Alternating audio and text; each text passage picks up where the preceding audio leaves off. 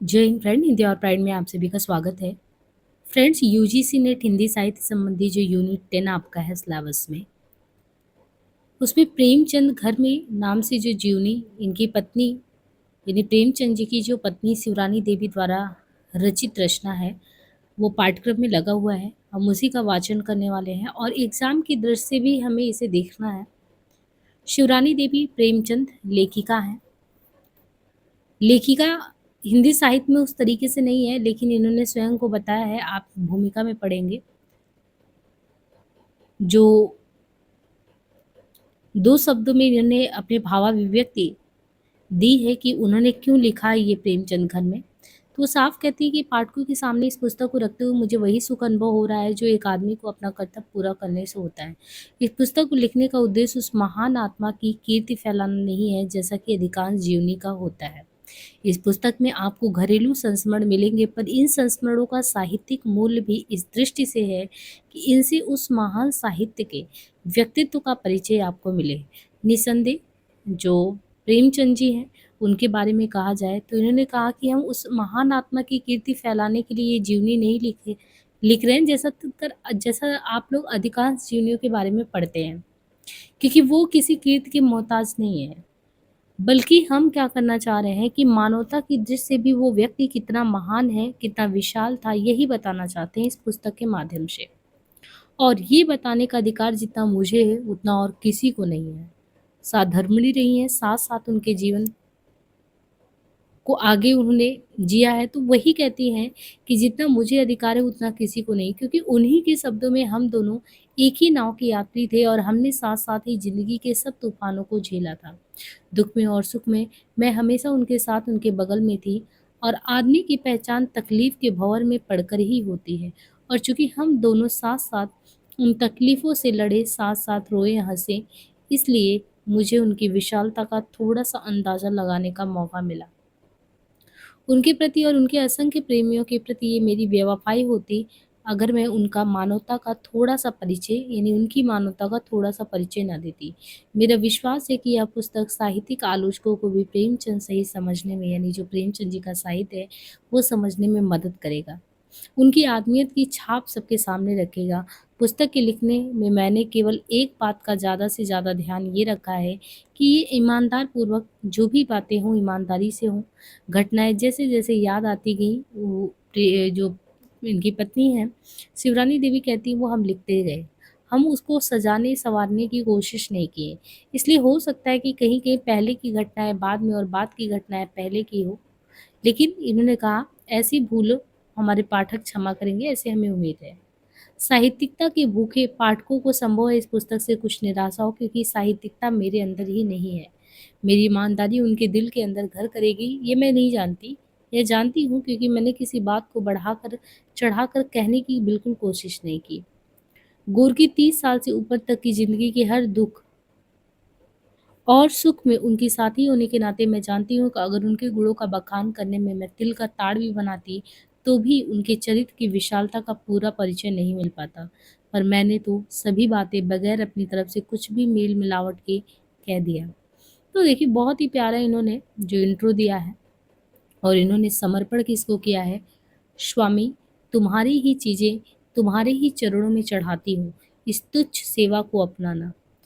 तुम्हारी दासी या रानी शिवरानी। तो एक पत्नी का समर्पण है यहाँ पे कि तुम्हारी ही चीज़ें तुम्हारे चरणों में चढ़ाती हूँ, इस तुच्छ सेवा को अपनाना। तुम्हारी दासी या रानी शिवरानी।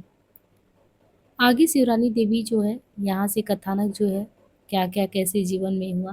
प्रेमचंद घर में जीवनी नाम से है, और आगे कुछ यहाँ पे देखिए आपको चित्र भी देखने को मिलेंगे। जैसे यहाँ पे आप देखें तो प्रेमचंद जी का है, चित्र दिखाया गया है, और शिवरानी देवी का ये कुछ स्केच है। जैसे ये थोड़ा दिखाया गया है कि शिवरानी देवी जो विनोद कुमार और चिरायु विनोद कुमार और प्रबोध कुमार के साथ दिखाया गया है चित्र।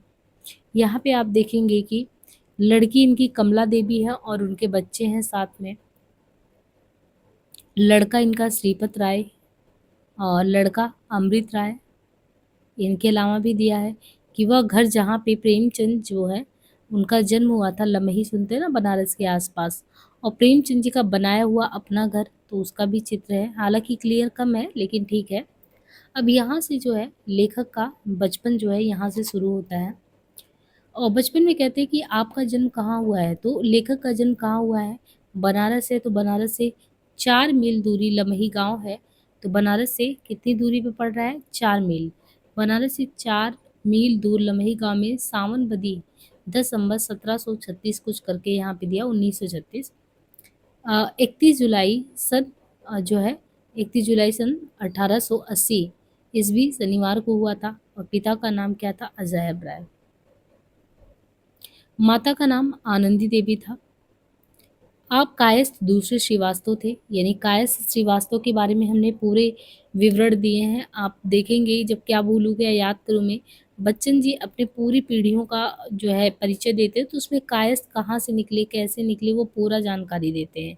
तो यहाँ पे इन्होंने बताया कि ये जो थे प्रेमचंद जी कायस्थ दूसरे श्रीवास्तव थे। कितना प्रेमचंद जी के अगर देखें तो कितनी बहनें थी? प्रेमचंद जी की 3 बहनें थी और 3 बहनों में जो 2 बहनें थी इनकी 2 तो मर गई, तीसरी जो है बहुत दिन तक जीवित रही। 3 बहनें थी, 2 तो मर गई लेकिन तीसरी जो बहन थी वो बहुत दिन तक जीवित रही। उस बहन से आप कितने उनसे कह रहे हैं कि लगभग आप अगर देखें तो उनसे 8 वर्ष छोटे ही थे। 3 लड़कियों की पीठ पर उनसे ये छोटे थे, जो तीसरी बची थी, इनसे ये छोटे थे और 3 लड़कियों की पीठ पर यानी 3 लड़की के बाद होने के बाद इनको तेतर कहा गया। माता हमेशा की इनकी मरीज़ थी, तो इनके 2 नाम और पड़े यानी मुंशी जी के 2 नाम पड़े, एक तो धनपत, तो पिता इनका नाम रख दिए धनपत और चाचा नाम रख दिए नवाब। तो चाचा को लगा कि हमारे घर के नवाब हैं और पिता ने रखा धनपत। और माता-पिता दोनों को संग्रहणी की बीमारी थी, संग्रहणी की बीमारी थी, ये ध्यान रखना है कौन-सी बीमारी थी। पैदा होने के 2-3 साल बाद आपको जिला बांदा जाना पड़ा। जब ये प्रेमचंद जी पैदा हुए, तो 2 से 3 साल बाद इनको कहाँ जाना पड़ा? बांदा जाना पड़ा। आपकी पढ़ाई 5वीं वर्ष शुरू हुई। 5 वर्ष से पढ़ाई शुरू की लेकिन सबसे पहले इनको मौलवी साहब उर्दू पढ़ाने आते। उन मौलवी साहब के दरवाजे पर सब लड़कों के साथ ये पढ़ने जाते और आप पढ़ने में बहुत तेज़ थे। लड़कपन से आप बहुत दुर्बल थे, आपकी विनोद-प्रियता का परिचय लड़कपन से ही मिलता है।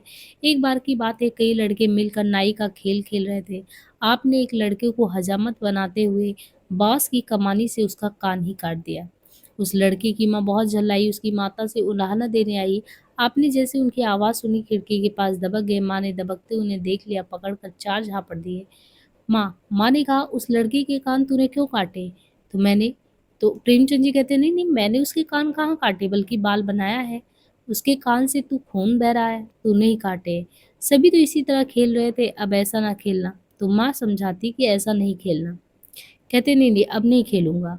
इनके बारे में शिवरानी देवी जो है बचपन का और एक ज़िक्र करती घटना का कि चाचा ने सन बेचा, इनके चाचा जो थे उन्होंने सन बेचा और उसके रुपए लाकर इन्होंने ताक पर रख दिया और जो ये थे इनके चचेरे भाई के साथ सलाह-मशवरा हुआ और कहते कि उम्र में वो बड़े थे, तो दोनों ने मिलकर रुपए ले लिए, चचेरे भाई और मुंशी जी और ये रुपए उठा के ले गए मगर इन्हें खर्चा करना नहीं आता था, इसको मुंशी जी को। तो इनके जो चचेरे भाई थे उस रुपए को भुनाकर 12 आने मौलवी साहब को फीस दे दिए।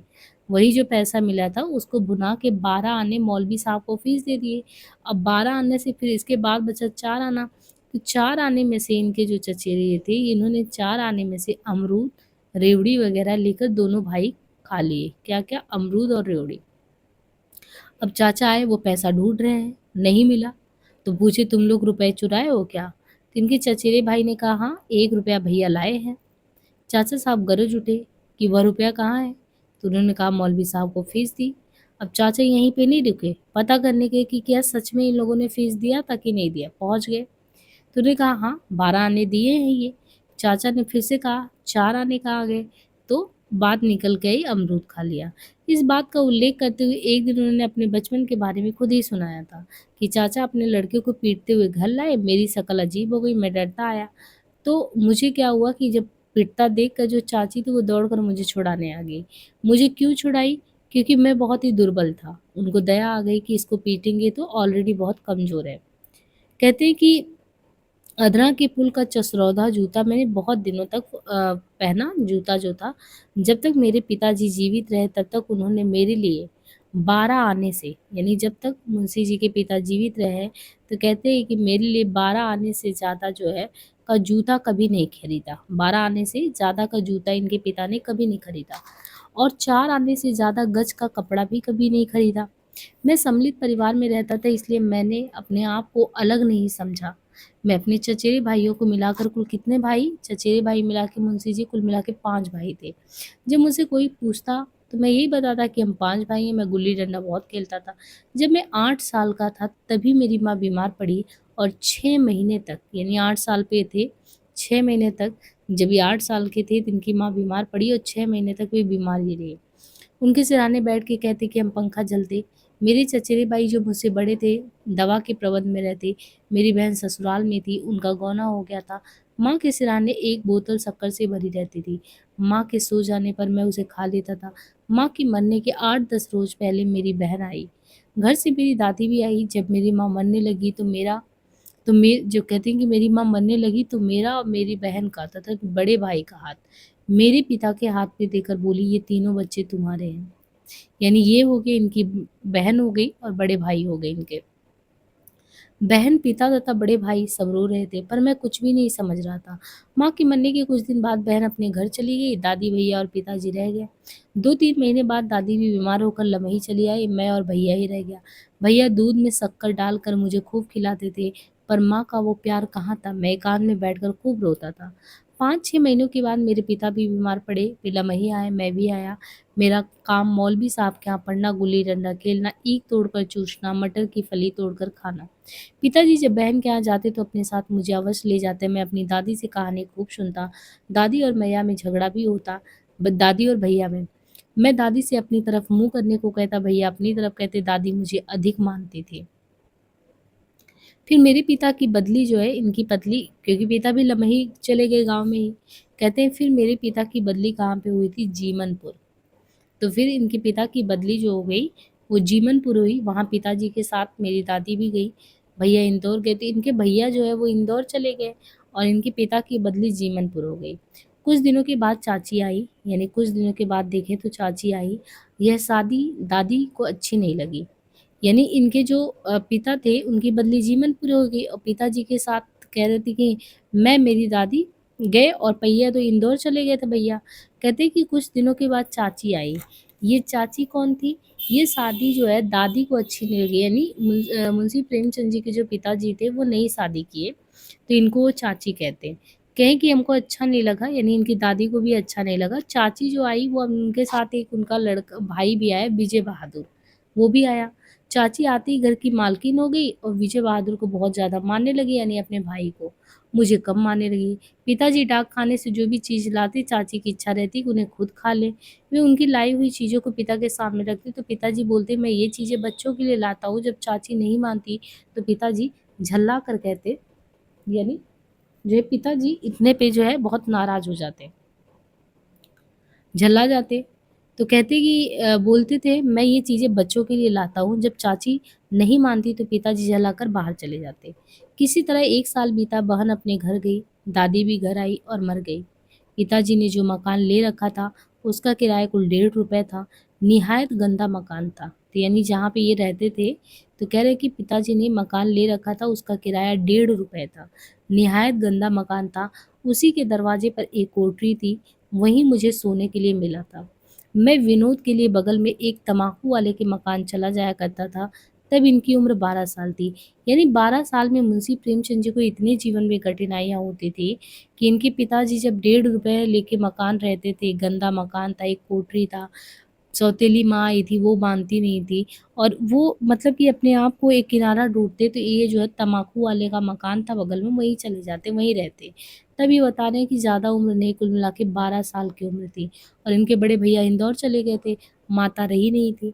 अब आगे कहते हैं कि एक घटना ये ज़िक्र करते हैं, गोरखपुर कजाकी की घटना। कहते हैं कि पिताजी का जो तबादला था वो गोरखपुर को हो गया। अब देखिए कि पिताजी जो है जीमनपुर से फिर अब तबादला इनका हो गया गोरखपुर।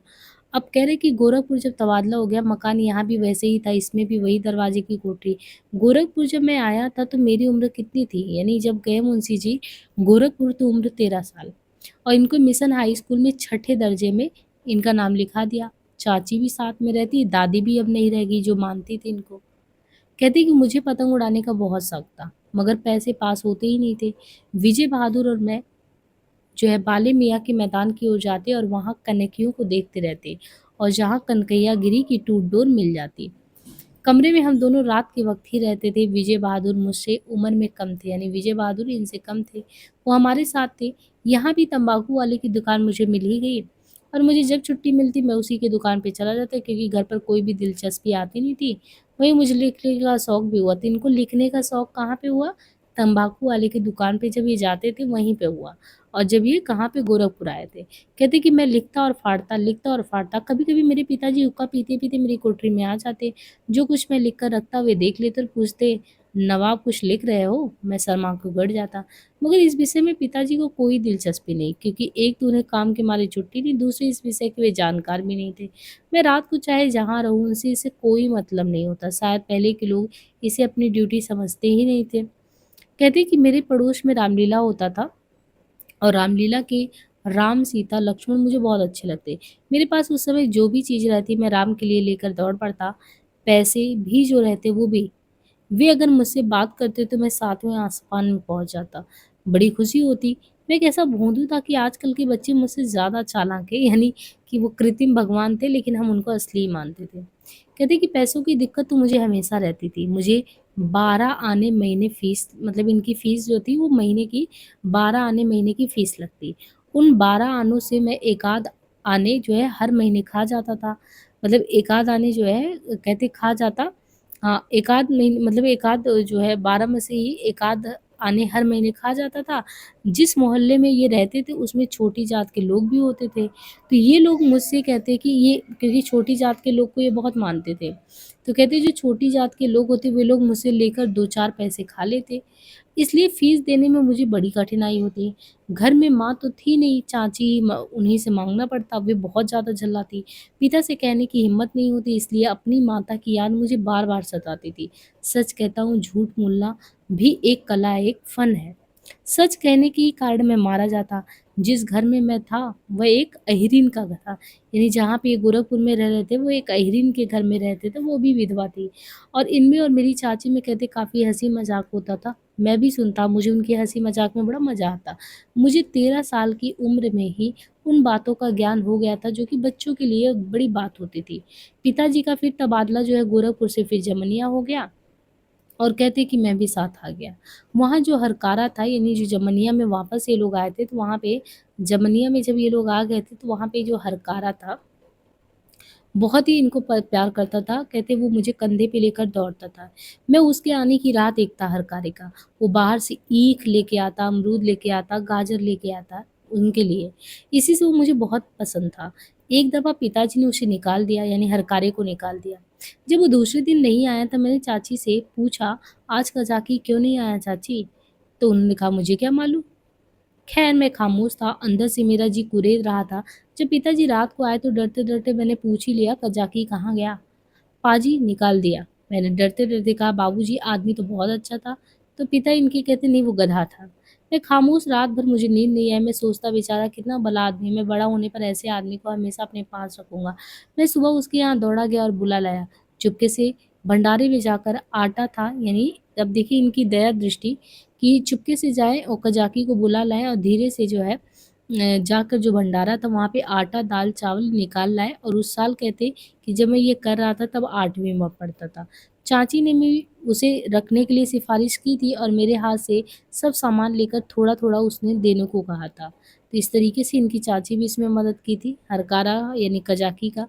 और फिर कहते कि बड़े बाबू, एक रोज़ मेरे पिता के दोस्त बड़े बाबू ने मुझे बुलाया। मैं गया, मेरी पीठ पर वो हाथ फेर कर बोले, तू तो दुबला हो गया, क्यों दूध वगैरह तो नहीं पीता? तेरी माँ नहीं देती क्या? तुम दूध खूब पिया करो, घी भी खूब खाया करो। उनके इन शब्दों को सुनकर मैं रो पड़ा। उन्होंने मुझे गले से लगा लिया। उन्होंने कहा, बेटा रो मत। दूसरे रोज़ मैंने देखा कि चाची ने मेरी दाल में कच्चा घी डाल दिया। मैंने कहा, मेरी दाल में कच्चा क्यों डाल दिया? तो कच्चा नहीं पक्का है। मैंने कहा दाल में घी डाला ही क्यों? तुम ही तो घर-घर रोते हो मुझे कुछ नहीं मिलता। मैंने किससे कहा? अरे वही बड़े बाबू से तुम्ही ने कहा। अरे मैंने नहीं कहा। ये कहते मैंने तो नहीं कहा और कहते कि फिर जब ये इस तरीके से हुआ तो गुस्से में इनकी चाची बोली झूठा मक्कार कहीं का। तो कहते इतने में मुझे रोना आ गया। मैं जब आपको खाना नहीं था तो रोने क्यों लगे? तो उन्होंने कहा कि ये जब इनसे बात करती हैं क्योंकि ये वार्तालाप वाली ही चीज़ें तो लिखी गई है। तो शिवरानी जी कहती हैं कि जब आपको खाना नहीं तो रोने क्यों लगे? तो वो कहते हैं वे अब तुम मुझे कैसे खिलाती हो? स्त्री में स्त्रीत्व ही नहीं बल्कि मातृत्व होना चाहिए। तो ये बहुत बड़ी बात है अपनी पत्नी को बताते हैं कि चाची प्रेम से थोड़ी खिला रही थी। तो कहती है कि स्त्री में स्त्रीत्व ही नहीं बल्कि मातृत्व भी होना चाहिए। जब तक वो भाव ना हो ना तब तक किसी प्यार पालन कुछ भी संभव नहीं है। कहते हैं कि मैं जब ये बात थी तो आखिर आप कैसे खाना चाहते थे? तो उन्होंने यानी मुंशी प्रेमचंद जी ने कहा, यहाँ पे देखिए मैं जो है वो शिवरानी देवी होंगी वे यानी मुंशी प्रेमचंद जी, ये समझते रहिएगा। तो ये क्वेश्चन करती कि जब ये बात थी तो आखिर आप कैसे खाना चाहते थे? मुझे घी शक्कर के साथ अच्छा लगता है, वैसे नहीं। दाल में मुझे पसंद नहीं है। आप अब कैसे खाते हैं? इस तरह किसे गरज पड़ी थी कि मुझे खिलाता, इसी से मैं खाता भी नहीं था। पहले दूध खिलाना बच्चों के लिए ज़रूरी भी नहीं था, ना किसी और के लिए था। तो वो कहती हैं या आप कैसे कहती कि बच्चों को ज़रूरी नहीं था, मेरे यहाँ तो सब दूध खाते हैं। तुम ज़मींदार की लड़की हो, तो फिर रहिए साहब जैसे आप रहते थे। तो वही कहती है कि अब जब ऐसे ही कहते हो तो जैसे पहले रहते थे वैसे ही रहो। अब यहाँ पे एक प्रसंग शुरू होता है कि ₹5 का गुड़, ये ₹5 का गुड़ इनके जीवन में क्या था, बहुत ही दिलचस्प प्रसंग है। कहते हैं कि 1 साल के बाद जब मुझे बनारस आना पड़ा तो उम्र इनकी लगभग हुई 15 यानी 15 साल में ये बनारस आए थे और बनारस जब आए थे तो ये कौन-सी क्लास में थे? 9वीं क्लास में पढ़ते थे। पिताजी धनपत यानी पिताजी इनको नाम धनपति रखे थे, तो बोले कि तुमको कितना खर्चा लगेगा? ये जोश-जोश में कह दिए नहीं मेरा ₹5 में इंतज़ाम हो जाएगा, सारा काम हो जाएगा। पिताजी समझे ठीक है सस्ता वाला टली आराम से हो जाएगा। अब जब वो बनारस में आ गए तो उनको कुछ दिन बाद समझ में आया कि ₹2 तो फीस के ही चले जाएँगे। बाकी बचा ₹3 और ₹3 में ₹1 दूध का चला जाएगा। ये तो सब मिला के पूरा खर्चा ही नहीं बैठेगा। तो इन्होंने कहा एक काम करता हूँ मैंने सोचा कि कुछ प्राइवेट पढ़ा-वढ़ा लूँ, दिन भर शहर में रहते हैं, वो सुबह चाची गुड़ अपने पास से दे देती थी यानी दिन में ये पढ़ा लेते थे दिन भर और फिर से कहते सुबह चाची गुड़ अपने पास से दे देती थी और दिन भर बनारस में रहता और पढ़ता था। घर से किसी तरह जो है कहते कि घर घर से किसी तरह का इमदाद मिलने की उम्मीद थी नहीं क्योंकि गरीबी का घर वैसे ही था। एक कुप्पी के सामने रात को बैठकर ये टाट पर जो है पढ़ते रहते। खैर जब इम्तिहान करीब आया तो उसी बीच पिताजी ने जो है इनको ₹5 का गुड़ खरीद के दे दिया और गुड़ खरीद के इनके पास रखने के लिए कह दिया भेज दिया कि तुम सँभाल के रखना, क्योंकि इनकी शादी होने वाली थी। इन्होंने कहा मैंने गुड़ तो खरीद लिया और हमने यानी मैंने और मेरे चचेरे भाई तथा गाँव के कुछ मित्र थे, उस गुड़ को बारी-बारी से खाना शुरू कर दिए। रोज़ ही सेर 2 सेर गुड़ खा लेते थे। जब मैंने देखा कि गुड़ की संदूक में काफ़ी खाली हो चुका है, तो मैं सोचता अब इसे नहीं छूऊँगा। मगर गुड़ खाने की ऐसी हम लोगों को लत लग गई थी कि इस प्रतिज्ञा को निभा नहीं पाए। एक रोज़ मैंने संदूक की चाबी को दरवाजे के दराज में डाल दिया। सोचा कि अब नहीं खाऊँगा, ना रहेगी बाँस, ना बजेगी बाँसुरी। लेकिन हुआ क्या? फिर भी जब मंडली इकट्ठा हुई तो गुड़ खाने वालों ने बाज नहीं आए और सब फिर खाना शुरू कर दिए। लेकिन दिक्कत क्या हुई? ये दिक्कत इनको हुई। कहते जब पिताजी घर आए और चाची से गुड़ माँगा तो संदूक का ताला तोड़ना पड़ा। चाची गुड़ देखकर बहुत झल्लाई। मेरी शादी हुई, मैं अपनी शादी में बड़ा खुश था। मंडप छाने के लिए बाँस मैंने खुद काटे थे। तो कितनी दिलचस्प बात है कि अपनी शादी में इतने खुश थे कि मंडप के लिए बाँस वगैरह खुद काटे थे। लेकिन अब विवाह देखिए, विवाह हो गया। कहते हैं कि मेरा विवाह जो हुआ था वो बस्ती ज़िले के मेदावल तहसील में रामापुर गाँव में ठीक हुआ था। वहाँ बस्ती ज़िले में मेदावलपुर में हुआ था और कहते हैं कि वे भी अपने घर के ज़मींदार थे। कुछ पूरब का रीति-रिवाज ऐसा है कि जब मुझे घर में लोगों ने बुलाया तब सैकड़ों स्त्रियाँ घर में थी, हँसी-मज़ाक का बाज़ार गर्म था। पुरुषों के नाते तो मैं ही एक था। मुझे हँसी-मज़ाक अच्छा भी लगता था, सब मुझसे हँसी-मज़ाक करती थी, मैं अकेला उनसे परेशान था। ख़ैर किसी तरह उनसे उबारा हुआ। फिर मेरी स्त्री की विदाई का समय आया, कई रोज़ का अरसा हो गया था। ऊँट गाड़ी से आना पड़ा। जब हम ऊँट गाड़ी से उतरे मेरी स्त्री ने मेरा हाथ पकड़कर चलना शुरू किया। मैं इसके लिए तैयार नहीं था। मुझे झिझक मालूम हो रही थी। उम्र में वो मुझसे ज़्यादा थी। जब मैंने उनकी सूरत देखी तो मेरा खून सूख गया। मैं तो ठीक था, तुम भी सीधी गरीब को पाकर अपने को कुछ लगाते हो। नहीं जी, बेशर्मी मुझे पसंद नहीं थी। जो जितनी ही दूर रहता, उसे उतनी ही देखने के लिए दिल में कौतूहल होता। तो शिवरानी कहती हैं कि मैं कहती, इनके माने तो ये हुआ कि औरतें हमेशा पुरुषों से तेज रहती हैं, ये तो अच्छी रही। मरे को मरे शाह मदार, बड़े से दबना, छोटे को दबाना, ये तो कोई अच्छी बात नहीं है। अजी तुम्हारे साथ पहले से मेरी शादी हुई होती तो मेरा जीवन इससे आगे होता ना। मैं कहती कि जब तक इंसान अंधेरी रात ना देखे तब तक रोशनी के वक्त उसे कैसे मालूम हो। तुम अपनी चाची के साथ मेरी भी मिट्टी पलीत कर देते। फिर तुम्ही ने कौन सी मदद की मेरी। मुझे खुद इस घर में अपना स्थान बनाना पड़ा, अपने लिए नहीं बल्कि आपके लिए भी। अगर आप मेरी बीवी होते तो मैं बताती कि स्त्रियों के साथ कैसे रहना चाहिए। अच्छा, तुम ये समझती हो कि मैं रहना नहीं जानता था। तो वही कहते हैं कि जब इन लोगों की आपस में बात होती है तो प्रेमचंद जी कहते हैं कि इसका मतलब तुम यही कहना चाहती हो कि मुझे अच्छे से रहना नहीं आता। तो कहते नहीं, पुरुष का काम ये है कि उसे ब्याह कर लाए हो तो उसका मालिक बने। वे हंसकर बोले, अब तो मैंने आपको मालिक बना दिया, चलो। कहते हैं, हाँ मुझे मालिक बना दिया। एक की मिट्टी पलीत कर दी तुमने। जिससे कुरेदने मुझे हमेशा आता है, जिसे मैं बुरा समझती हूँ वो हमारे ही यहाँ हो, हमारे ही हाथों। मैं स्वयं तकलीफ सहने को तैयार हूँ, परंतु स्त्री जाति की तकलीफ मैं नहीं देख सकती। ये कहती है शिवरानी देवी कि मैं तकलीफ सहने को तैयार हूँ, परंतु स्त्री जात की तकलीफ मैं नहीं देख सकती। उसी का प्रायश्चित शायद मुझे भी करना पड़े। हालांकि मैं बेगुनाह हूँ, मेरे पिता को मालूम होता तो आपके साथ मेरी शादी हरगिज नहीं करते। तो कहते हैं कि वो बदसूरत तो थी ही, उसके साथ साथ जबान की भी मीठी नहीं थी। यह इंसान को और भी दूर कर देता है। तो ये कहती शिवरानी, आप दावे के साथ कह सकते हैं कि आपका अपना चरित्र अच्छा था क्या। खामोश। जब आदमी खुद वैसा ना हो तो दूसरे से आशा करना व्यर्थ है। मैंने उनको उनके घर पहुंचा दिया और खुद अपने यहाँ रह गया। मेरी क्या जाती। तो इन्होंने कहा, प्रेमचंद जी ने तर्क दिया, मैंने उनके यहाँ पहुंचा दिया, मेरी क्या गलती। तो ये कहती हैं, आप पुरुष थे, आप मुझे ब्याह लाए, वे तो घर में बैठी हैं। ये क्या स्त्रियों के साथ अन्याय नहीं। मैं भी बदसूरत होती तो आप मुझे भी छोड़ आते। अगर मेरा बस होता मैं सब जगह ढिढोरा पिटवा देती कि कोई भी तुम्हारे साथ शादी ना करे।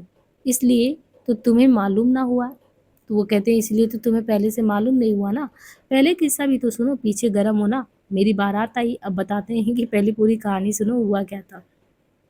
कहते कि किस्सा सुनो, मेरी बारात आई, मेरे पिता को मालूम हुआ कि मेरी बीवी बहुत बदसूरत है। बेहयाई की हरकत उन्होंने बाहर ही देख ली। ये मेरी शादी चाची के पिता ने, इनके जो चाची थी, इनकी मर्द सौतेली माँ, उनके पिता ने ठीक की थी। और पिताजी चाची से बोले, लाला जी ने मेरे लड़के को कुएं में ढकेल दिया। पिताजी यानी गुस्सा आ गए, चाची से बोले अपनी पत्नी से कि लाला जी यानी आपके जो पिता हैं उन्होंने मेरे लड़के को कुएं में ढकेल दिया। अफसोस, मेरा गुलाब सा लड़का और उसकी ये स्त्री, मैं तो उसकी दूसरी शादी करूंगा। चाची ने कहा, देखा जाएगा। जब मेरी चाची जमनिया जाने लगी तो मेरी बीबी को भी साथ लेती गई। 6 महीने भी वहाँ पिताजी ना रहने पाए कि उनका तबादला फिर लखनऊ हो गया जमनिया से। और कहते, मैं तो 9वीं में पढ़ता था, पिताजी लखनऊ जाते समय सबको मड़वा पहुंचा गए, मैं तो पहले से ही वहीं था। अब ये सब बला मेरे सिर पड़ी। चाची मेरी पत्नी पर शासन करती थी, उसकी शिकायत भी चाची एकांत में मुझसे ही करती। वो भी अपनी किस्मत की रोती थी। बीच में मेरी आफत थी, अगर बीच में चाची ना होती तो शायद मेरी उनकी ज़िंदगी एक साथ बीत भी जाती। मैं बोली, इसका मतलब ये है कि आप बिल्कुल भोंदू थे। कह तो दिया कि सचमुच में भोंदू ही था। मैं किसी के ऊपर शासन नहीं कर सकता था। तभी ना उसका जीवन मिट्टी में मिला दिया, खेद है। अपने पिता के मरने के बाद का अपना जीवन खुद उन्होंने लिखा है। इसके साथ उसे भी मैं यहाँ पे देती हूँ। तो वो कहते हैं कि जो इनके पिता का देहांत हुआ उसके बाद का जो जीवन लिखा है। चुनारगढ़ के बारे में कहती हैं कि मैं जाड़े के दिन में चुनारगढ़ से घर आया था। चुनारगढ़ जो था वहाँ से घर आया था और मेरे साथ जो है विजय बहादुर भी थे, जो मेरी इन माता के भाई थे। उनके पिता जीवित तो थे मगर उन्होंने अपने लड़के को भी मेरे सिर पर ही रख दिया था। मैं वहाँ 5 रुपए का ट्यूशन भी करता था। यानी ये 5 रुपए का ट्यूशन करते, खाने पीने का इंतजाम विजय बहादुर का था। पैसे जो मिलते वो तो पहले ही खर्च हो जाते, फिर उधार पर चलता। मेवा अगर 1 रुपए का आता तो 4 रोज में खत्म हो जाता। फिर उधार पे चलता, रोटियां उधार पे चलती, बोर्डिंग हाउस का बनिया था उसी से लेता था। एक बार की बात है, मैं आया 4-5 दिन घर रहा। जिस रोज़ मुझे जाना था चाची से रुपए मांगे, बोली रुपए खर्च हो गए, गाँव में किसे उधार लेता। गाड़ी की बहुत पहले मैं और विजय बहादुर चल दिए। मैंने अपना गरम कोट शहर में 2 रुपए में, इनके पास गरम कोट था उसको शहर में 2 रुपए में बेच दिए, जो कि 1 साल पहले ही बड़ी मुश्किल से इन्होंने गरम कोट को बनवाया था जाड़ों के दिन के लिए। और गरम कोट था, सूती पहनकर उसे बड़े जतन से रखा था। तब मैं चुनारगढ़ विजय बहादुर के साथ पहुंचा। इलाहाबाद की प्रसंग की बात करते हैं कि जब मैं इलाहाबाद गया तो मुझे ₹10 मिलते थे और ₹10 में ₹7 हमको घर भेजने पड़ते। ₹5 का ट्यूशन करके या जैसे ₹5 का ये ट्यूशन कराते और ₹5 का ट्यूशन करके ₹8 में अपना गुज़र करते। सुबह उठकर हाथ-मुँह धोकर रोटी पकाते, रोटी सेक कर स्कूल जाते। तो मतलब उस दिन का इनके बारे में सोचो कि ₹10 मिल रहे हैं, 7 घर भी भेजना है, ₹5 फिर ट्यूशन पढ़ाते हैं फिर ₹8 में अपना गुज़ारा भी कर लेते। सुबह उठकर हाथ-मुँह धुलना, फिर कृष्णा नाम का एक छोटा-सा कहते कि उसी समय मैंने उन्हीं दिनों में मैंने कृष्णा नाम का एक छोटा-सा उपन्यास लिखा था और इंडियन प्रेस में छपवाया भी था। ये 2 साल के लिए 2 साल के दिन उधार खाते में ही बीते थे इनके। 1904 में मैं पास हुआ लगभग वही छुट्टियों का दिन था। मैं घर आया, उन्हीं दिनों मुझसे और मेरी बीवी से झगड़ा हो गया। और इसके साथ-साथ चाची ने काफ़ी शिकायत भी उसकी कर रखी थी और क्रोध में ये कहते हैं कि मैं आकर मैंने उसको डाँटा, वो भी झल्लाई मुझ पे। मैंने कहा, "तुम अपने घर जाओ, इससे कहीं बेहतर होगा।" मैंने विजय बहादुर से कहा, "इनको पहुँचाओ।" मेरा कहना था कि वो पहुँचा भी आया। उसी के 1 साल पहले मेरी चाची अपने मायके गई हुई थी। मेरी बीवी थी, मैं था। घर में मेरी चाची और चचेरी भाभी थी।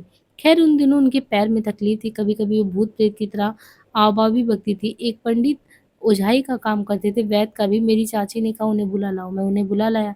पंडित जी आए और ओझों की तरह कुछ उन्होंने खिलाया-पिलाया, मैं भी दोपहर तक बैठा-बैठा उन्हीं के साथ हवन करता रहा। पैर से मालिश करने को तेल बताया, मैंने उन्हीं तेल से मालिश भी करवाया अच्छी तरह से। तो मुझसे बहन को बुलाने को कहा, मैंने ये भी किया। इस पर जब चाची घर आई तो रुपयों का हिसाब उन्होंने पूछा, मैंने बता दिया कि रुपए इस तरह खर्च हो गए, हिसाब दे दिया। उस समय चाची की निगाह में मैंने ये 2 बड़ी बुराइयाँ की, तभी से उनमें और भाभी से पटती नहीं थी। मेरी बहन को भी इन्होंने काफ़ी तकलीफ़ दी, यानी मुंशी प्रेमचंद जी कह रहे हैं कि मेरी बहन को भी कम तकलीफ़ नहीं दी थी, बहुत तकलीफ़ दी। झगड़ा आए दिन हुआ करता था, बहन को मैंने विदा कर दिया, वो अपने घर गई। हाँ, उनकी ये ख्वाहिश रही कि मैं उन्हें हमेशा साथ रखूँ, मगर मैं क्या करता, मेरी परिस्थिति ही विपरीत थी। उसके बाद मैं कानपुर में ₹30 पर मास्टर होकर घर आया। फिर इसके बाद जो है कानपुर में ये ₹30 पे मास्टर होके घर आए। दिसंबर में मैं चचेरे भाई तथा विजय बहादुर को लेकर कानपुर आया और ₹10 का ट्यूशन भी कर लिया। वहीं पे बताते हैं कि 1905 में मेरी फिर से शादी हुई जो है। आगे कहते हैं शिवरानी देवी, तो वही कहते हैं कि मेरी जो पहली शादी 11वें साल में हुई। पहली शादी तो इनकी 11वें साल में हुई थी। ये शादी कब हुई मुझे खबर नहीं, कब मैं विधवा हुई। मतलब ये शिवरानी देवी बता रही हैं कि शिवरानी देवी जब 11 साल की थी, इनकी शादी हो गई, फिर ये विधवा हो गई, इन्हें कुछ नहीं पता। और 3-4 महीने बाद मैं विधवा हो गई, मतलब वो बताती हैं। क्योंकि जो बात मैं जानती नहीं थी, वो मेरे माथे मरना ठीक भी तो नहीं था। मेरे पिता का नाम मुंशी देवी प्रसाद था, जिला फ़तेहपुर और जो है मौज़ा सलीमपुर। डाक खाना कानवार। मेरे पिता मुझे इस हालत में देखकर खुश नहीं थे, वे अपने को मिटाकर मुझे सुखी देखना चाहते थे। पहले तो उन्होंने पंडितों से सलाह ली, उसके बाद उन्होंने इश्तहार निकलवाया कि कहीं कुछ शादी हो जाए। और जब ये प्रेमचंद जी ने इश्तहार को पढ़ा तो ये कहते हैं कि उन्होंने कहा कि हमको करना है, तो इन्होंने कहा ठीक है आप फ़तेहपुर आइए, हम शादी कराते हैं। कहते हैं कि मुझे भी ये नहीं मालूम कि मेरी शादी कहाँ हो रही है, मेरी शादी में आपकी चाची वग़ैरह किसी को राय किसी का था या नहीं, ये चीज़ें नहीं पता। कहते हैं कि शादी में मैं जो है कहते हैं यहाँ तक कि आप अपने घरवालों को भी खबर नहीं दिए और जो है मेरी शादी हो गई और शादी में ही ये क्या किए, शादी में ही नए घर आई और 14 रोज़ रही। यानी जब आई थी इनकी शिवरानी की शादी हुई थी, तो ये आई और जब यहाँ पे थी अपने ससुराल में तो 14 दिन रही। और कहती है कि मेरा तबीयत नहीं लगता, यानी अच्छा नहीं लगता, इनकी माँ मर ही चुकी थी। एक मेरा भाई 5 बरस का था, यानी जब शिवरानी आई थी, इनका एक भाई 5 साल का था।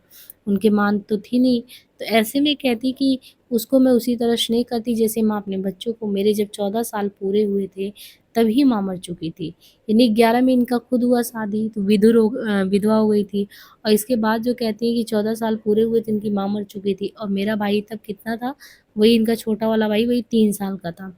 उसी समय से मुझे अपनी ज़िम्मेदारियों का ज्ञान हुआ, तब से मैं आज तक अपनी ज़िम्मेदारी निभा रही हूँ, बात को क्या होगा भविष्य जाने। फागुन में इनकी शादी हुई, चैत्र में कहते हैं कि फागुन में शादी हुई थी, चैत्र मास में जो है मुंशी प्रेमचंद जी सब डिप्टी इंस्पेक्टर हो गए। मैं महीने भर यहाँ रहती थी तो 10 महीने अपने घर। मुझे यहाँ अच्छा मालूम नहीं होता था क्योंकि रोज़ाना झगड़ा होता रहता था। अब इनका कानपुर का जीवन कैसे बीता, ये कहती हैं कि कानपुर का जीवन कुछ ऐसे था कि जैसे सुबह में 4 बजे उठ जाना, कहते कि आप तो 4 बजे जो है सुबह उठ जाते, हुक्का पीकर खाना चले जाते, हाथ-मुँह धोते और जो मिल जाता वही करते नाश्ते में। चुस्ती के साथ बैठ जाते, कलम मज़दूरों के फावड़े की तरह तेज़ी से आपकी चलती और उसके बाद पखाना जाना, फिर खाना खाना, दौरे पे साहित्य का काम, ये सारी चीज़ें। आप मुआयना करना होता तो उस काम को मुदर्रिस के हाथ दे देते। वे कहते क्या करूँ मैं जो मुआयना करता हूँ तो मुदर्रिस लोग लड़कों के सामने पर्चा छुड़ाते, इस वास्ते उस काम को मैं उन्हीं पर छोड़ देता। कम से कम जिससे ये तकलीफ़ उन्हें ना उठानी पड़े, वे बेचारे खुश भी रहते थे। मैं बोली तो आपको रखने की ज़रूरत गवर्नमेंट को क्या थी जब आपको अपना काम नहीं करना था? तो उन्होंने कहा कुछ हो अपना सब काम अपने को ही करना चाहिए, इन्होंने उनसे कहा। कहे करता तो हूँ, कहाँ छोड़ देता हूँ? अगर मेरे काम से कुछ फ़ायदा हो तो क्या हानि? सब दुनिया की बातें इसी तरह चलती रहती हैं। आपको अपने अफ़सरों की सहानुभूति तो नहीं मिली। हाँ, मातहतों के साथ आपने भाईचारा बढ़िया कायम किया, क्योंकि अफ़सरी करना तो आपको पसंद था नहीं। तो मुंशी प्रेमचंद जी को अफ़सरी करना पसंद था नहीं। उनका कहना था कि अफ़सर बनकर इंसान, इंसान नहीं रह जाता। जो है प्रेमचंद जी कहते हैं कि अफ़सर बनकर इंसान, इंसान नहीं रह जाता। ईश्वर मुझे हमेशा दूर रखे, वो जिस हालात में रहते हमेशा खुश रहते थे, उनको दुनियावी चीज़ों के पीछे रंज नहीं था। हाँ, माँ का प्रेम उनमें बहुत था, उन्हीं की आँखें हमेशा ढूँढा करती, जिसको अपनी माँ को प्यार ना मिले, तो वो उसी के लिए उस हृदयहीन समाज में वही चीज़ें खोजता है। एक दिन मैंने कहा कि आपने अपनी बहन को 15 साल बाद क्यों बुलाया? यही प्यार की निशानी होती है कि 15 साल बाद बहन को बुलाया जाता है। तो उन्होंने कहा माँ के लिए आप अलबत्ता रो लीजिए, माँ को तो मैंने नहीं देखा। तुमने इसका कारण नहीं समझा। तो वो कहते हैं कि मैंने 15 साल बाद बहन को बुलाया तो क्या तुम कारण समझ सकती हो कि ऐसा क्यों हुआ? कहते हैं तुम कारण नहीं समझती तभी ऐसा कहते हो। इसका कारण ये था कि जो इनकी चाची थी, उन चाची के भाई से उनका झगड़ा होता रहता था। उनके घर था रहने के लिए, आप हटती तो कहाँ जाती? अगर मैं उनको अपने साथ रखता तो फिर वही था ना कि तुमने एक औरत और एक बच्चे को निकाल दिया, यानी वो कहते हैं कि तुमने एक औरत और बच्चे को निकाल दिया। कहते हैं ये सब कहने की बात है। अब आपको आपकी वो खुशामद नहीं कर रही हैं। नहीं जी, मैं अपना कर्तव्य समझता हूँ। तो वो उनकी बहन का पक्ष लेती हैं। कहते हैं कि मुझसे उनसे कोई 8 साल तक नहीं पटी, क्योंकि उनके जो घर में बस उन कहती हैं कि उनके घर में बस चक बहुत था, मैं बमचक की आदी नहीं थी। यानी जो शिवरानी देवी थी, कि इनके घर में बहुत ज़्यादा झगड़ा-लड़ाई जो भी होता था, उनकी आदी नहीं थी। कहते हैं उनकी बीवी के नाते मैं घर की मालकिन बनकर बैठूँ और मैं चाहती थी कि मैं क्यों ये सारी चीज़ों को बर्दाश्त करूँ, मैं भी दुनिया को देखना चाहती थी, क्योंकि मैं अपनी सास से सुन चुकी थी वे कैसा बर्ताव मेरी सास से कर रही थी, फिर भी ये कुछ नहीं बोलते थे। और यही देखिए तो शिवरानी देवी जी कहती हैं कि यही चीज़ें मुझे अच्छा नहीं लगता, क्योंकि उनकी जो चाची थी वो बचपन से ही अपना राज चला रही थी और वो ऐसे मेरे पे ही चलाना चाहती थी जैसे इनकी पहली पत्नी के साथ चलाई थी। ये कही कि मैं भी अपने मायके में आनंद से रहती थी, मैं चली गई। एक दफ़े इनके पिता का खत आया, उन्होंने मुझे बुलाया था। उनका जवाब आपने दिया कि मैं नहीं विदा करूँगा, ये इनकार करना। मुझे पहले ही मालूम हो गया था, मैं इस पर जल्लाई कि आप कमरे में आए। मैं उठकर बाहर निकलना चाहती थी कि आप बोले कहाँ जा रही हो? मैं बाहर जा रही हूँ। जाओगी? जाओगी कहाँ आखिरकार? अच्छा मैं नहीं जाऊँगी, आप ही यहाँ से चले जाइए। अरे मैं कहाँ चला जाऊँ? तुमको जाने का ठिकाना नहीं तो मैं ही जा रही हूँ। नहीं तुमको धूप में नहीं जाना है। मैंने ज़िद की। उस पर उन्होंने मुझे 2 चपत लगाए और बाहर चले गए। फिर जब आए तो मैं गुस्से में बैठी थी, तब बहुत ही आहिस्ता से बोले कि इस तरह क्यों झल्लाई हो? तो उन्होंने कहा मैं क्यों झल्लाऊँ? कैसे कहूँ कि तुम झल्लाई नहीं हो? मेरे खामोश बैठने से किसी का क्या बिगड़ता? सज़ा ही देने के कारण तो आपने मुझे अपने घर जाने नहीं दिया। कैदी कैसे सुखी रह सकता है? तो यहाँ पे मुंशी प्रेमचंद जी से कहती हैं कि जो है कैदी बना के रख लिए हो और कैदी कभी खुश रहता है? तो वो कहते हैं कि ये तुम्हारी बड़ी भूल है। मैंने तुम्हें तकलीफ़ देने की नीयत से नहीं बल्कि मैं जाने देना नहीं चाहता था तुमको। तुमको तकलीफ़ देने में मुझे कुछ मिलेगा, मैं सच कहता तुम घर चली जाती तो ये घर मुझे बिल्कुल अच्छा नहीं लगता। तो इन्होंने कहा कि मैं बोली तो मुझे तो यहाँ अच्छा नहीं मालूम होता, यानी इनको यहाँ नहीं अच्छा लगता, प्रेमचंद जी को इनके बिना अच्छा नहीं लगता। तो कहते हैं कि मुझे क्या गरज पड़ी है कि दूसरे के घर में मैं घरवाली बनूँ? सच कहता हूँ तुम्हारा घर यही है, कैसे समझाऊँ? थप्पड़ मार कर समझाइए तो वो ताना देती है कि थप्पड़ मारो और समझाओ। कहते मैंने थप्पड़ नहीं मारे थे। क्या? अभी और मारने की ख्वाहिश है? मैंने कहा, सच कहता हूँ तुम्हें मैं क्या कहूँ, घर से निकाल देती हूँ, कहाँ जाऊँ? तुमको कैद करने में मज़ा आता है ना? मैंने कहा, सच कहता हूँ तुम्हें कैद करने के लिए मैं नहीं रोक सकता। मैं चाहता हूँ कि तुम इस घर की मालकिन बनकर मुझ पर ही शासन करो। मैं ऐसा बनने वाली जीव नहीं हूँ, मैंने कहा। तो उन्होंने कहा तब मैं क्या कह सकता हूँ? हो तो मैं भी मजबूर ना, मैंने कहा। उन्हीं दिनों मेरे खिलाफ उनकी चाची ने उनसे कई बात कही थी। वे मुझसे नाराज़ थे, सोचते थे ये मुझे मनाए तो मैं अपने दिल की बात बताऊँ। मगर मैं ऐसी उद्दंड थी कि मुझे इसका कोई गम ही नहीं था। कई रोज़ के बाद खुद मेरे पास आए और बोले, "मुझे तुम ऐसा क्यों कहती थी?" मैंने कुछ भी नहीं कहा, मैंने कहा, "नहीं तुम्हें कहा होगा तभी तो चाची कहती थी।" मैं? अगर आपको मेरी बातों का विश्वास हो तो यकीन रखिए मैंने नहीं कहा, अगर आपको विश्वास ना हो तो मैं क्या करूँ? उनको विश्वास हो गया कि मैंने नहीं कहा। तो उन्होंने कहा बोले, "देखो ये चाची की बड़ी ख़राब आदत है, इसी तरह वो पहले भी कहा करती थी और ये इसी तरह बहुत बातें कहा करती हैं। गलीबन तुमसे भी मेरे खिलाफ़ कहती हो, तभी मैं देखता हूँ तुम्हारे अंदर क्रोध का पारा हमेशा चढ़ा रहता है। अगर मेरा पारा चढ़ जाए तो क्या, आपका पारा क्यों चढ़ गया?" वो पूछती हैं। कहते हैं तो फिर ये प्रेमचंद जी कहते हैं, "मैं तुमसे कहता हूँ पर्दा क्यों नहीं छोड़ती? कोई लौंडे की बीवी नहीं हो। मैं 10 साल तक काफ़ी पर्दा कर चुका, फिर मेरी माँ भाभी भी नहीं। 10 वर्ष के बाद चाची का लिहाज़ करने की कोई ज़रूरत नहीं। मुझे बेहयाई नहीं होती।" मैंने कहा, "अगर तुमसे बेहयाई नहीं होती तो रोज़ाना एक न एक जो है कहते हैं पसाखे उड़ा करेंगे। आप भला तो जग भला। जब आप लौंडे नहीं तो इस तरह की बातें सुनते ही क्यों फिर सुनते हो तो उस पर ध्यान क्यों देते? अगर आप ध्यान देते हैं तो मैं मजबूर हूँ। इंसान अपने को तो बना ही नहीं पाता, दूसरे को कहाँ तक बनाएगा?" ये जो है शिवरानी देवी कहती हैं। वो कहते हैं कि तुम कुछ ना करो, मेरे मत्थे तो सब जाता है। आपकी पाली हुई बला भी तो मैं ही हूँ। पहले ही से आप ठीक रहते तो ऐसी हालत क्यों होती? मैं क्या कहूँ मेरी किस्मत ही ऐसी है। हाँ साहब, जो जैसा करता है वैसा ही भोगता है, मैंने भी कहा। सच कहता हूँ तुम बड़ी निष्ठुर हो, तुमको भी मेरे ऊपर दया नहीं आती। अरे भाई दया आने की कोई बात हो तो ना सुनो, जो कहता हूँ उसे सुनो। सुनना यही है कि तुम पर्दे को छोड़ दो। यानी प्रेमचंद जी कहते हैं कि तुमको ये घूंघट क्यों डाल के इतना बड़ा रखती हो? तो शिवरानी बोलती मैं बोली तुम्हारी जो बला है वो अपने सिर लो। तो घर कैसे चलेगा? मेरी समझ में नहीं आता। जैसे चल रहा है बहुत ठीक है, मैं इस बला को नहीं पालना चाहता। फिर आपको तो काफ़ी प्यार करती हैं। मेरी बात छोड़िए, मैं भी जिस हालात में हूँ उस हालात में रह लूँगी। मैं भी मस्त जी हूँ, मैंने कहा। हाँ, इसी से मस्त रहती हो कि आनंद से जाकर बैठती हो। जिसको तुम प्यार समझती हो, वो प्यार नहीं अपनी माँ का प्रेम निस्वार्थ होता है। जब वही मुझे नसीब नहीं हुआ तो मैं उसके पीछे कहाँ तक पड़ूँ? ये सब कहते-कहते उनकी आँखें सजल आई। उस रोज़ से मुझे उन पर दया आने लगी। उसी दिन से मैं उनसे मिलना चाहने लगी। जब वे उठने लगे तो मुझसे बोले, "सच मानो मैंने अपने को तुम्हें सौंप दिया है।" तब से मैं वाक़ई उन पर शासन करने लगी।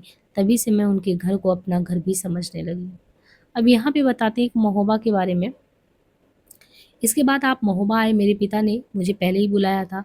अब मुझे भी बुलाया, उन्हें भी। और इसको वे मान भी गए। जिस रोज़ मेरे जाने का समय हुआ तांगा दरवाजे पे खड़ा था, तो उनकी चाची झल्ला कर बोली, "खबरदार अगर उनको भेजा। अपने तो जा रहे हो महोबा, उन्हें भेज दे रहे हो अपने घर, उनकी जाने की क्यों नहीं देती?" उन्होंने कहा कि उनको जाने क्यों नहीं देती? उनको घर पहुँचाओगे तो ठीक नहीं होगा, तागा वापस करो। मैं बोली मैं रहूँगी ही नहीं। यानी जब इनकी चाची बोली कि नहीं तुमको यहीं पे रहना है, तो ये झल्ला के इन्होंने भी बोला कि मैं यहाँ नहीं रहूँगी। तो उन्होंने कहा मैं क्या करूँ? बोलो, मैं ये नहीं सुनना चाहती। आप मेरे सामने हँसते हुए बोले, उनको मना लेना कठिन है, तुम्हें नहीं। तुम 1 हफ्ता यहाँ रहो, बाद में तुम्हें महोबा ले चलूँगा। तुमको अगर पहुँचा आए तो बुढ़िया मुझे ज़िंदा नहीं छोड़ेगी। खैर मैं राज़ी हो गई, वे चले गए। वहाँ जाकर चार्ज लिया, वहाँ से 11वें दिन ये आते हैं। कहते हैं कि जब वहाँ चलने के लिए तैयार हुए तो चाची बोली मैं नहीं जाऊँगी, क्योंकि उनके दोनों भाई कानपुर में ही हमारे साथ थे और बड़े भाई भी वहीं। माहौर पर नौकर भी हो गए थे, उन्हीं के पास वो रहना चाहती थी। वे बोले, "चाहे तुम जाओ या ना जाओ, मैं इन्हें लेकर जाऊँगा।" चाची कही, "हाँ, हाँ, तुम उनको ले जाओ।" इसके बाद बड़े भाई ने कहा कि तुम उनके साथ जाओ, नहीं जाओगी तो हमेशा पछताओगी। नवाब पहले के नहीं है कि पीछे पड़े रहे। चाची भी राज़ी हो गई, वो भी महोबा गई। 3 महीने के बाद फिर उनकी चाची अपने लड़के के साथ कानपुर वापस लौट आई। महोबा का जीवन था सुबह उठना, कुछ खा पीकर साहिद की सेवा करना। हाँ, वहाँ मैंने उन्हें उनके साहब को प्यार करते पाया। मातहतों की वो मित्र मतलब जो मातहत नीचे वाले होते उनको मित्र बनाना चाहते। मातहतों में जो बड़ा होता था उसकी इज़्ज़त बुज़ुर्ग की तरह वो करते। वहीं मेरी 2 लड़कियाँ पैदा हुई, यानी शिवरानी की 2 लड़कियाँ यहीं पे पैदा हुईं। कमला यहीं पे पैदा हुई जब ये महोबा में आ गई थी और मैं अकेली महोबा में कहते हैं कि 10 महीने रही थी। उन दिनों वो दौरे पे चले जाते, डेढ़ 2 महीने में आते थे दौरे से। उनकी इच्छा होती थी कि मैं भी दौरे पे चलूँ, मैं अकेले महोबे में रहती थी, ये उन्हें बिल्कुल पसंद नहीं था। वो बार-बार यही कहते, महोबे से बेगार में दूध, घी, बर्तन सब मिलते, मगर खाने का सामान भी अपने पास से मँगाते। दूध तो इतना मिलता था कि नौकर लोग खोआ बना के खाएँ। पहले तो बेगार लेने से उन्होंने इनकार किया, तब वहाँ के रईसों ने कहा कि ये नियम है कि आप ये नियम हटा देंगे तो ये कभी किसी को बेगार आदि देंगे ही नहीं। तब इस पर उन्होंने कहा कि मैं तो नहीं खाऊँगा, मेरे नौकर ज़रूर खाएँगे। उन लोगों ने कहा आप ना खाएँ, आपके नौकर ही सही।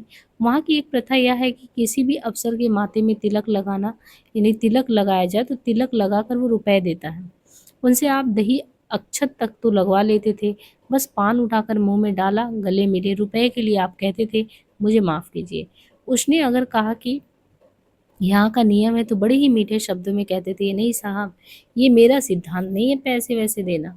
चपरासी वगैरह को जो मिलता था, तो वो उसे मना नहीं करते थे। दौरे पर वे घोड़े पर जाते, जाड़े के दिन में खुद आप कंबल ओढ़ते थे, घोड़े को दुशाला उड़ाते। मैं तो उन्हें देखती थी कि वो प्राणिमात्र के प्रेम में हमेशा लगे रहते। सीधा तो मैंने उन्हें एक ही पाया, क्योंकि मैं ज़रूरत से ज़्यादा गुस्सेवर थी, मगर नहीं, मेरा भी गुस्सा वे कापूर सा उड़ा दिए। घर में वे हवा की तरह नहीं रहते थे, शाम को आते भी तभी गपशप में रहते, बगैर काम के वे कहीं नहीं जाते। एक दफ़े का किस्सा है, कार्तिक का महीना था, तभी बैलगाड़ी रखनी थी, पास में रुपए थे नहीं। मुझसे बोले बैलगाड़ी लेना है, मगर रुपए तो है नहीं। बैलगाड़ी लेता तो कम से कम 20 रुपए उसका भत्ता तो मिलता। मुझे भी खबर नहीं थी कि मेरे संदूक में रुपए हैं, क्योंकि जो रुपए आते थे मैं संदूक में ऐसे ही डाल देती। इत्तेफाक था कि वो पैसे पड़े थे। इन्होंने कहा जब मैंने संदूक खोलकर देखा तो उसमें मुझे ज़्यादा ही रुपए दिखे।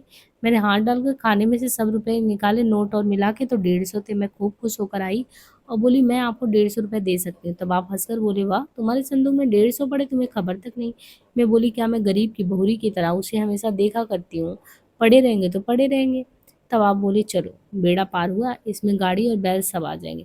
दिन भर में दूसरे रोज गाड़ी और बैल दोनों आ गए। मुझसे बोले, एक बात तो मेरी मान जाओ, कल चलो, चरखारी में मेला है। कहते कि चरखारी में मेला था, तो कहा कि चलो देख आते हैं। तो मैंने कहा चलिए। हम सब मिलकर 10 आदमी चले और हम सब बैलगाड़ी से गए, खुद घोड़े से। ये लोग बैलगाड़ी से गए थे मेला, और मुंशी प्रेमचंद जी खुद घोड़े पे चढ़ के गए। वहाँ जाकर इन्होंने खेमा लगवाया। राजा साहब के आदमियों को मालूम हुआ कि डिप्टी साहब आए हैं, तो रसद उनके यहाँ से आ गया।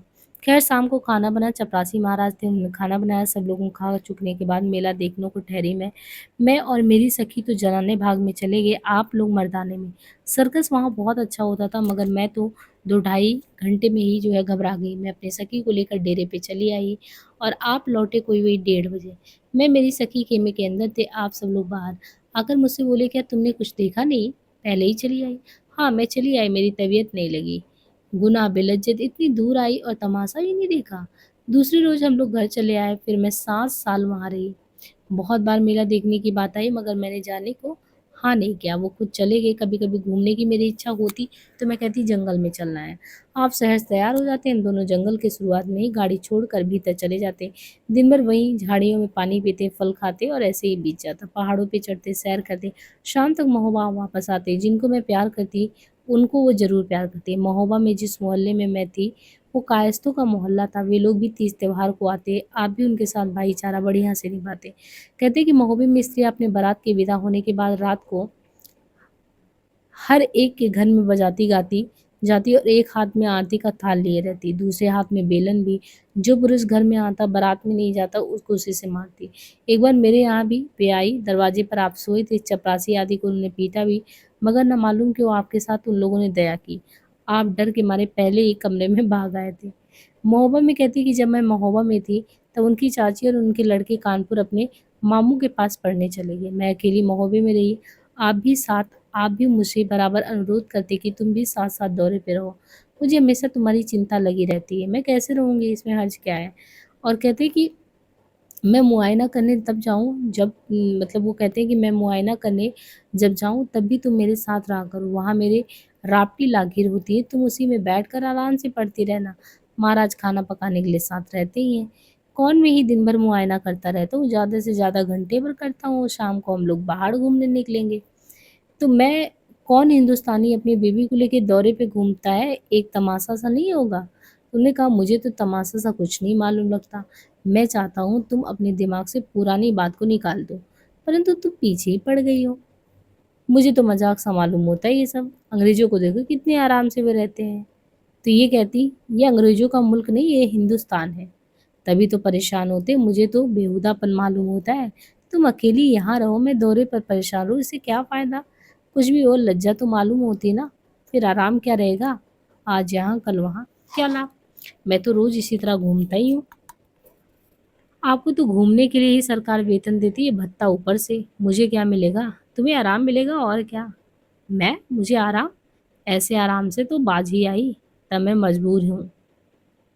आगे कहते हैं, उनकी बहन और वो कहते हैं कि उनकी चाची और उनकी बहन में नहीं पड़ती थी। यानी जो चाची थी और इनकी बहन, इनकी चाची और बहन में नहीं पड़ती थी। 15 साल तक उनकी बहन जो थी वो चाची के वैमनस्य के कारण मायके नहीं आ सकी थी। यानी इनकी बहन जो है 15 साल तक मायके क्यों नहीं आई थी? इनकी चाची की वजह से। मैं अक्सर उनसे पूछती कि आप अपनी बहन को क्यों नहीं लाते? उनको कैसे बुलाऊँ? चाची और उनमें पड़ती ही नहीं। मैं बोली तो क्या चाची के हाथ आप बिक गए हैं? बहन का हक चाची से पहले है। परंतु परिस्थिति तो प्रतिकूल है, पिताजी है नहीं, बहन अपने घर में आराम से है। यहाँ आने पर इसके साथ झगड़ा होगा, ये अपने मायके नहीं जा सकती। इनके दोनों भाई मेरे सिर पर मड़े हैं। मैं बोली इसमें आपकी गलती है, तुम्हारा ये अन्याय है। अन्याय कैसा? जिस औरत के माँ-बाप दोनों मर गए हों और उसका इकलौता भाई मौजूद हो, लेकिन वो उसे बुलाए तक नहीं, वे अपने दिल में क्या सोचती होगी? अगर मैं मना करती तो भी आपको बुलाना चाहिए था। उन्होंने कहा, तुम्हें नहीं मालूम, तुम्ही से रात दिन झगड़ा हुआ करता है, उनके आने पर तुम्हें कौन सुख मिलेगा। मैं बोली इससे अच्छा था आप शादी नहीं करते। भाई तुम में उनमें फ़र्क भी तो है, तुम तो कुछ भी कह सकती हो, बहन तो कुछ भी कह सकती है, नहीं ना। आपकी चाची ने आपके साथ कौन बड़ा अच्छा सलूक किया है, उसे लेकर आप मार रोए रहे हो। आपकी कमाई को उनके भाई बहन खा सकते लेकिन अपने भाई बहन को आप नहीं खिला सकते। तो ये बोले कि ये व्यवहार उन स्त्रियों के लिए है जो आत्माभिमानी नहीं है, मगर जिनमें वे बात नहीं है तो क्या उनके साथ मैं बुरा बन जाऊं? मैं बोली वे सोचती क्या होंगी? तो प्रेमचंद जी कहते हैं बहन भी परिस्थिति को समझकर रो लेती होगी। मैं बोली ईश्वरकृत दंड आदमी सह लेता पर अपनों से किया जो दंड दिया जाता वो भूल होता है। माँ का मरना जिसे मुझे खलता है वैसे उन्हें भी खलता होगा, तो फिर रोना रोना कौन देखता होगा? फिर उपाय ही क्या है बताओ? मैं बोली आराम से बैठे रहिए। मेरे ख्याल में वे यहाँ से आराम में ही हैं। दो एक बार मैंने बुलाया था और उनकी हालत भी ठीक थी। मैं बोली जहाँ आपसे भोंदू होंगे ना वहीं लोगों की हालत ऐसी होगी। मेरे सामने भी एक बार आई थी, बाद में तो मर ही गई। जब से वो कहते हैं कि जब जब से वो मर गई और उनकी चाची हमसे अलग रहने लगी, तो उनकी तीनों लड़कियों को आप बराबर अपनी बेटी की तरह प्यार करने लगे। यानी जो इनकी बहन थी, जब इनकी बहन मर गई तो उनकी 3 बेटियाँ उनको क्या कहते हैं अपनी बेटी की तरह प्यार करने लगे। साल में सबको बुलाते हुए अपनी बहन की कमी उन लड़कियों से पूरा करते, उनके बच्चों को गोद में लेकर खिलाते, प्यार करते। मैं कभी-कभी कह भी देती कि आप अपनी बहन को इस तरह प्यार करते होते, तो वो भी सुख महसूस करती। क्या करता, विवशता भी कोई चीज़ है। ना मैंने अपनी माँ की सेवा की, ना बहन की। ये कहते-कहते अक्सर उनका गला भर आता था। आगे कहते 1905 के इस लगभग यही समय है। मेरे आने के पहले से ही आपकी साहित्य सेवा जारी थी। आपका पहला उपन्यास कृष्णा जो था, वो प्रयाग से प्रकाशित हो चुका था। मेरी शादी के साल ही आपका दूसरा उपन्यास जो था शादी के साल ही प्रेम आया था, जिसका नाम प्रेमा का आगे नाम चलकर जो है विभव हो गया। और मेरी शादी के 1 साल बाद आपका कहानी संग्रह सोजे वतन आया। यानी शादी से पहले कृष्णा प्रकाशित हो चुका था, शादी के साल जो है प्रेमा था, प्रेमा का नाम बाद में विभव हो गया। और शादी के 1 साल बाद इनका कहानी संग्रह सोजे वतन आया। उस पर मुकदमा भी चला और हम लोग महोबा में ही थे तब। वो भी खुफिया पुलिस पहुंची, उसके बाद उन्होंने कलेक्टर की आज्ञा पाकर जो है वो मुझसे मिले। आपको दौरे पर आर्डर मिला, रात भर बैलगाड़ी पर चलने के बाद आप कुल पहाड़ पहुंचे। आप उसी दिन घर आने वाले थे। जब दूसरे रोज मेरे पास पहुंचे तो मैंने पूछा कल आप कहाँ रह गए? आपने कहा रहो बताता हूँ, बड़ी परेशानी में पड़ गया, कल सारी रात चलता रहा। मैं बोली अरे बात क्या है? सोजे वतन के सिलसिले में सरकार ने मुझे बुलाया था। आखिर बात क्या थी? कलेक्टर ने उसी सिलसिले में मुझे बुलाया था। मैं गया तो देखा कलेक्टर की मेज पर सोजे वतन की कॉपी पड़ी थी। मैंने पूछा क्या हुआ था? आप बोले कलेक्टर ने पूछा ये किताब तुम्हारी है, तुमने लिखी है? मैंने कहा हाँ। उसे पढ़कर मैंने सुनाया भी। सुनने के बाद वो बोला अगर अंग्रेजी राज में तुम नहीं होते तो आज तुम्हारे दोनों हाथ कटवा लिए गए होते। तुम कहानियों द्वारा विद्रोह फैला रहे हो। तुम्हारे पास जितनी कॉपियां हैं उन्हें मेरे पास दे दो। आइंदा फिर कभी लिखने का ऐसा मन नहीं बनाना। तो उन्होंने कहा मैंने कहा कि आप किताब मैंने वो कहते हैं कि मैंने कहा कि आप किताबें भेज दीजिएगा। आप बोले वाह! अरे ये कोई कि सस्ते छूटा? मेरा ख़्याल था कि कोई बड़ी आफ़त आवेगी। मैंने कहा तो फिर लिखना भी अब मतलब वो कहते हैं कि मैंने कहा तो फिर लिखना भी अब बंद हो ही समझो। लिखूँगा क्यों नहीं? उपनाम रखना पड़ेगा। ख़ैर इस वक़्त तो बला टली मगर मैं सोचता हूँ अभी और रंग लाएगा। नहीं जी, जो कुछ होना था हो गया। उस संग्रह के कारण आप पर ऐसी आफ़त आ गई। तो प्रेक्षक जी कहते हैं ये तो हमेशा की बात है। जब सरकार किसी पुस्तक को जब्त करती है तो उसके खरीदारों की संख्या काफ़ी बढ़ जाती है। और जब खरीदारों की संख्या बढ़ जाती है महज यह देखने के लिए कि आखिर उसमें है क्या। मैंने कहा आपने कभी सुनाया भी नहीं, मैं उर्दू जानती नहीं। अच्छा अब आवेगी तो मैं तुम्हें पढ़ाकर सुनाऊंगा। मैं बोली जरूर सुनाना। शादी के पहले मेरी रुचि साहित्य में बिल्कुल नहीं थी। और फिर कहती है कि उसके बारे में मैं कुछ जानती भी नहीं थी, मैं पढ़ी भी नहीं थी, इसके बारे में कुछ भी जानकारी नहीं था क्या चीज़ें होता है। और कहती है कि कानपुर से सोजे वतन का पार्सल आया और एक कॉपी रख ली, बाकी मजिस्ट्रेट को वापस कर दी। उन दिनों मैं अकेली महोबे में रहती थी, वे जब दौरे पे रहते थे तो मेरे साथ ही सारा समय काटते और अपनी रचनाएँ जो है सुनाते रहते। अंग्रेजी जो साहित्यकार अंग्रेजी अखबार पहले तो पढ़ते तो उसका अनुवाद मुझे सुनाते। उनकी कहानियों को सुनते-सुनते मेरी भी रुचि साहित्य की ओर हुई। जब वे घर पर होते तब मैं कुछ पढ़ने के लिए उनसे आग्रह करती, सुबह का समय लिखने के लिए वो नियत रखते। दौरे पर वो सुबह ही लिखते, रात को मुआयना करने जाते। इसी तरह मुझे उनके साहित्यिक जीवन के साथ सहयोग करने का अवसर मिलता। कहते कि जब वो दौरे पर होते तब मैं दिन भर किताबें पढ़ती यानी जो मुंशी प्रेमचंद जी की पत्नी थी, वो टाइम को वेस्ट नहीं करती थी, बल्कि जब वो दौरे पे होते किताबें पढ़ती। इसी तरह साहित्य जो है इनके मन में साहित्य का प्रवेश ऐसे ही हुआ। उनके घर रहने पर मुझे पढ़ने की आवश्यकता नहीं होती थी, मुझे भी इच्छा होती कि मैं भी कहानी लिखूँ, हालाँकि मेरा ज्ञान नाम मात्र का था और मैं इसी कोशिश में रहती थी कि किसी भी कोई कहानी लिखूँ उनकी। 13 तो क्या लिखती, मैं लिख-लिख कर फाड़ देती। मतलब जो विचार आते उसको लिखती, फिर लिख के फाड़ देती। और इसी तरीके से ये कहे कि मैं इसी तरह कहानियाँ लिखती और फाड़ कर फेंक देती, यदि मैं गृहस्थी में पढ़कर कुछ दिनों के लिए मेरा लिखना टूट नहीं गया होता।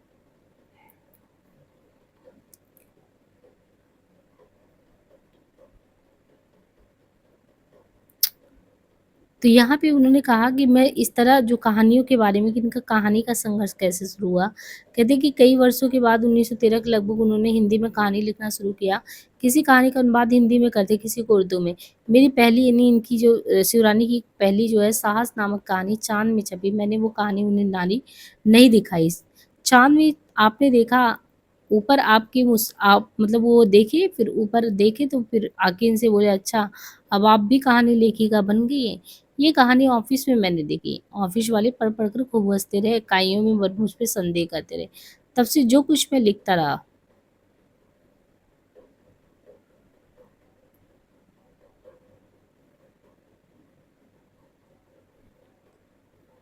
तब से मैं कुछ भी लिखती उन्हें दिखा देती। हाँ, ये ख़्याल मुझे हमेशा रहता कि मेरी कहानी उनके अनुकरण पर ना हो, यानी उनसे अलग हो। एक बार गोरखपुर में डॉक्टर एनी बेसेंट की लिखी हुई एक किताब आप मुझे मतलब कि वो कहते हैं कि पढ़ने के लिए माँगा। आप बोली तुम्हारी समझ में नहीं आएगा। मैं बोली क्यों नहीं आएगा मुझे दीजिए तो। उसे मैं महीनों तक पढ़ती रही, रामायण की तरह उसका पाठ करती रही। उसके एक-एक शब्द को मुझे याद हो गया क्योंकि उन्होंने कहा था कि तुम्हारी समझ में नहीं आएगा। मैं उस किताब को ख़त्म कर चुकी थी, उनके हाथ में देते हुए बोली अच्छा आप इसके बारे में मुझसे पूछिए। मैं इसे पूरा पढ़ गई हूँ। आप हँसते हुए बोले अच्छा? मैं बोली आपको बहुत काम रहते होंगे, फिर बेकार आदमी जिस किसी चीज़ के पीछे पड़ेगा वो पूरा ही करेगा। मेरी कहानियों का अनुवाद अब आप कहते हैं कि आप अन्य ग्रंथ भावार्थ में तो आपको ही करनी पड़ेगी, मुझे बहुत ही प्रसन्नता होगा। आप बोलते तो उसकी नकल तुम क्यों करने लगी? हमारी इच्छा मैं भी मजबूर हूँ, किस्मत का खेल कभी नहीं